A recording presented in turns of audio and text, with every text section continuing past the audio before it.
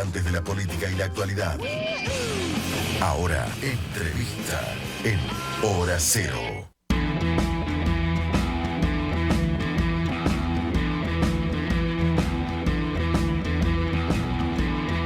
Muy bien, 41 minutos de las 9 de la noche y vamos a hablar ahora con Jonathan Valdivieso, que es fundador y presidente del Observatorio del Derecho a la Ciudad. Jonathan, muy buenas noches. Hernán Harris, bienvenido a Hora Cero Periodismo Político. ¿Cómo estás?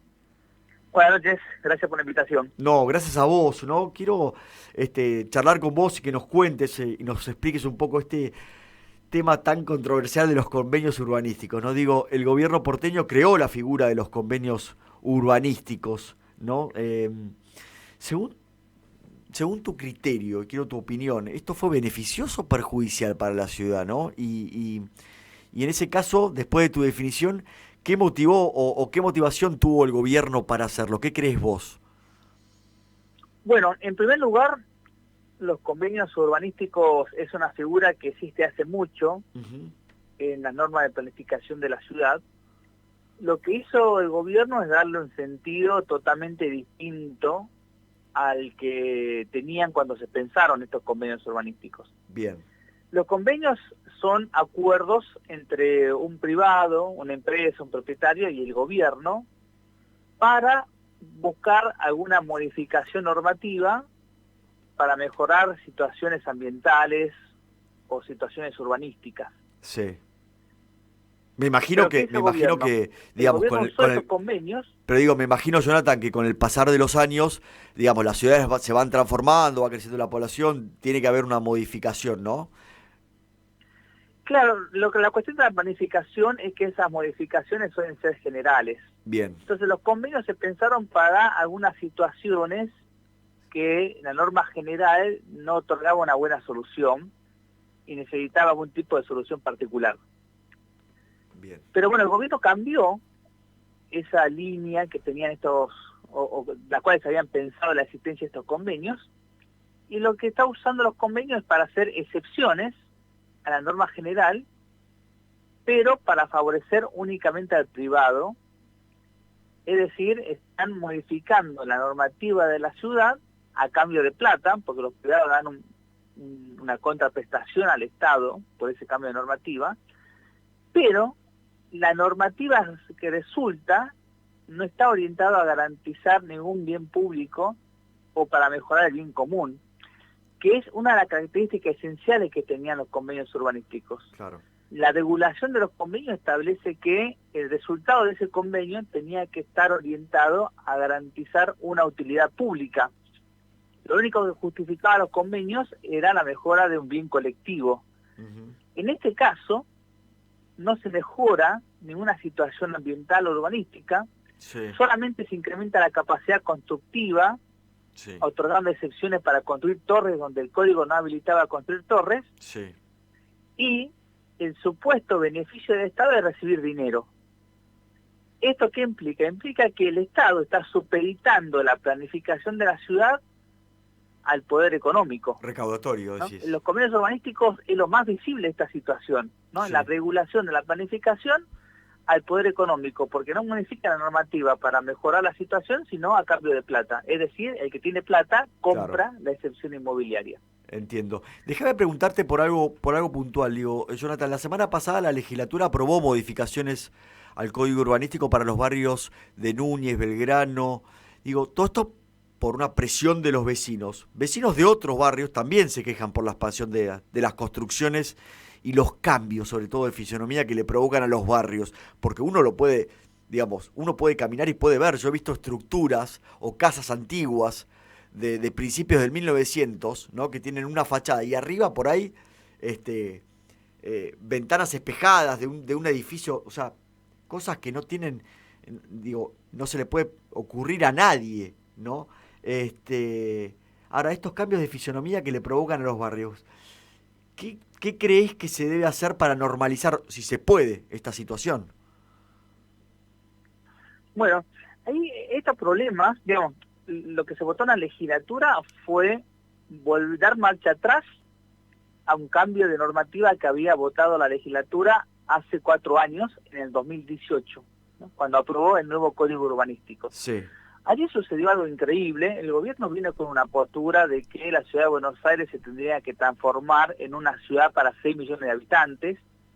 Por lo tanto, con esta justificación, que era un delirio, ¿no? Ahora somos 3 millones y estamos colapsados, el gobierno quería duplicar la población, y como quería duplicar la población, eso justificaba incrementar la capacidad constructiva de las parcelas de la ciudad. Así que en forma general incrementó la capacidad constructiva de la ciudad entre un 300 y un 400%. Principalmente eso terminó afectando a los barrios residenciales de casas bajas en la ciudad, como el barrio de Núñez, barrio River, Bajo Belgrano, Villa Ortuza, Villa Devoto, ¿no? Todo lo que son más o menos lo que suele conocer como barrio parques en la ciudad. Bien. Bueno, ese incremento de la capacidad constructiva lo que generó es un estímulo a la renovación inmobiliaria. ¿Por qué? Porque antes nadie compraba y demolía una casa para construir lo mismo. Claro. Pero ahora, como se incrementó en estos barrios, en algunos casos se llegó a incrementar la capacidad constructiva de algunas parcelas en un 1000%. Claro. Entonces era un gran negocio comprar esa propiedad, demolerla y construir 10 veces más. Sí. Y eso fue lo que empezó a suceder en estos años en los barrios. Se ralentizó un poco por la pandemia, pero a partir del 2021 se empezaron a ver cómo se demolían viviendas, cómo se ponían en venta, y allí se empezó la comunidad de estos barrios a organizarse, porque no querían que se destruya la identidad de su barrio, la calidad de vida, etcétera, etcétera. Y el gobierno empezó a atender, ¿no? Digamos, esta organización vecinal fue con movilizaciones, marchas, cortes, etcétera, etcétera. Y el gobierno, viendo que está en la carrera para ser presidente, jefe de gobierno, ahora hay un encuentro internacional de ciudades en contra del cambio climático en la ciudad de Buenos Aires, entonces previó de que no quería tener conflictos vecinales con temas ambientales urbanos y empezó a ceder y se dieron retrotraer la normativa urbanística antes de lo que se había votado en 2018 con el Código Urbanístico. Es decir, reconocieron que lo que habían votado estaban destruyendo estos barrios. Bueno, esto que se logró en estos 3 barrios está sucediendo en muchas partes de la ciudad. Bien. Que todavía el gobierno no está avanzando. En un caso muy particular es Villa Ortúzar y Villa Devoto, ¿no? Incluso Villa Devoto está siendo transformada por este código, pero el gobierno no le está dando la misma escucha a los habitantes de Villa Devoto que a los habitantes de Belgrano y Núñez.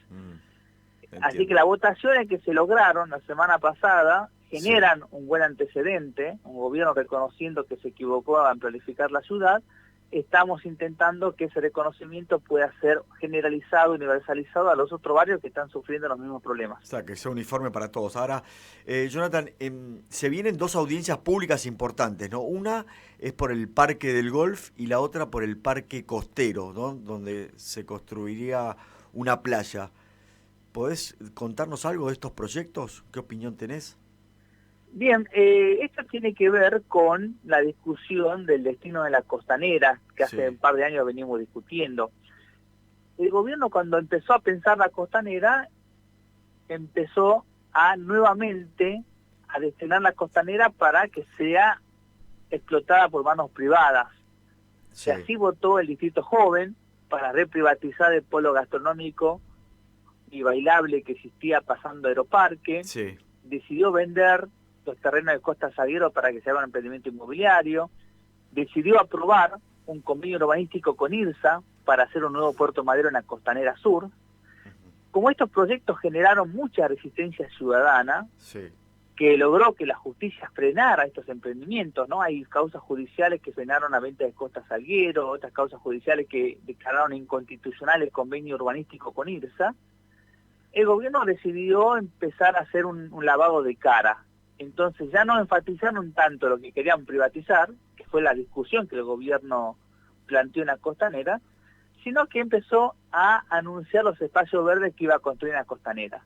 Bien. ¿Cuáles son los espacios verdes? Son los retazos de tierras que quedaban de las privatizaciones.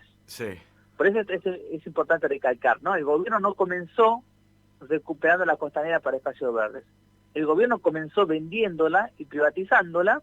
Para construir, como políticamente está perdiendo esa discusión, ahora está transformando los pequeños retazos que quedaron sin privatizar en espacios verdes, y eso quiere venderlo como una recuperación verde de la costanera.